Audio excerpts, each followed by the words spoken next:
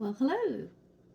I decided to make another video to do with candy making. Since I'm feeling better, I was sick. We're going to use pretzel sticks, M&Ms, and white chocolate to make something really cute. This is something that I only do occasionally, but it is something that's fun, very cute, and simple. Get rid of that bag there. So, you want to put two sticks, not too far apart, but a little bit, just so there's space between them. I'm going to bring this over here where I can turn you down toward it. 1 second. Well, you know me and technology here. There, that's better.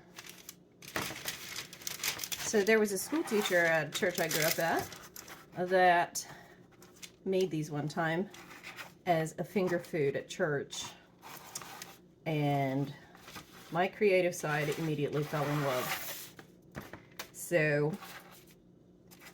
yes, even as a kid I was very much a creative, had creative interests, I should say. I've had my white chocolate melting, and for what I'm going to do,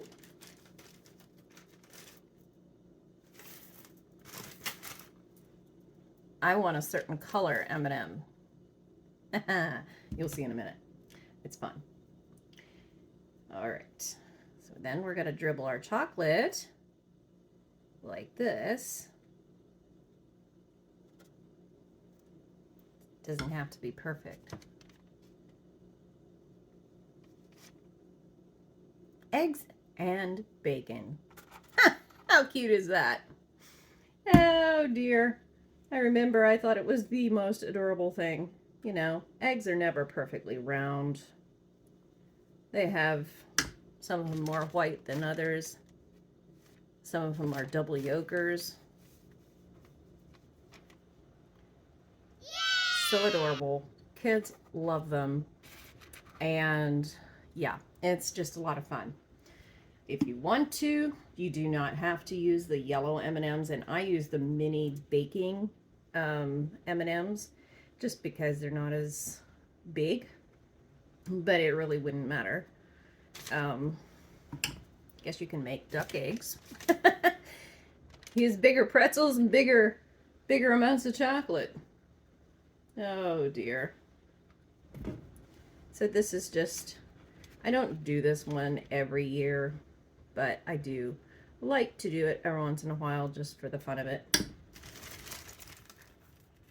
Case in point, you don't have to use the yellow M&Ms unless you want it to look a little more real. So that's one. Let me get some stuff around and then I will do a second idea for candy. Okay, so the next one I'm going to do is called peppermint bark. You can buy it usually this time of the year, but I'm a cheapskate and I'm going to make it myself, you know. So I'm just going to pour this melted chocolate in this dish, and hopefully I can get it mixed before it gets too cold. Talk about taking chances. I realized I had too much chocolate in that melting pot to try to do this there. It's going to get very lumpy. Some of the peppermint will melt into the chocolate. Makes it taste good.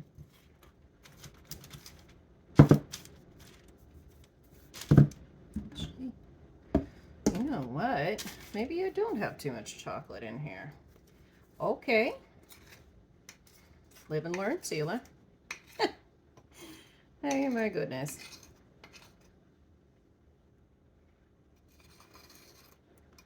Okay.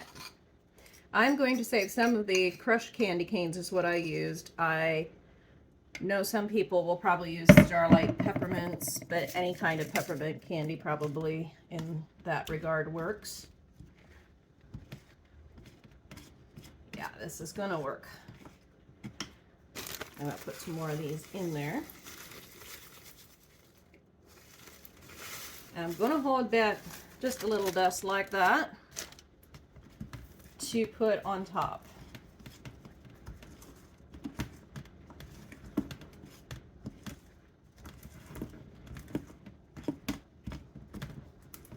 I try to get my chunks fairly small, but hey, not all of them get that small on me. Just give me 1 minute and I'll come on screen here.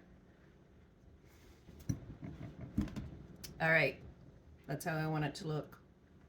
And then I'm going to dump it on, this is a 9x13 pan lid. And I just went and put the crushed candy canes in there and mixed it up. Obviously, I'm gonna have to wash that. Turn my pan off here. There we go. Now, if you put it in, the bigger a space you have, of course, the farther you're going to be able to spread it out, the thinner you're going to be able to make it. I generally like making it a little thinner than this. I guess I didn't plan very good. So be it. So, and when you're the cook,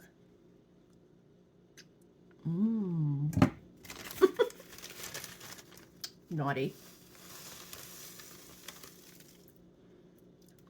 You can put your little pixie dust on top of here. It's actually peppermint. While it is still melted.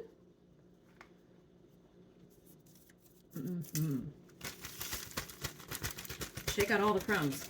Definitely worth it. Now I'll let that cool. And most times with peppermint bark, I'll just break it up if I make it nice and thin. This is going to be a little thicker, so I'll probably try to chop it into squares. I will try to include a picture later once it's hardened. And, whoops, got my finger in it. Show you what it looks like. All right, thanks for enjoying the trip.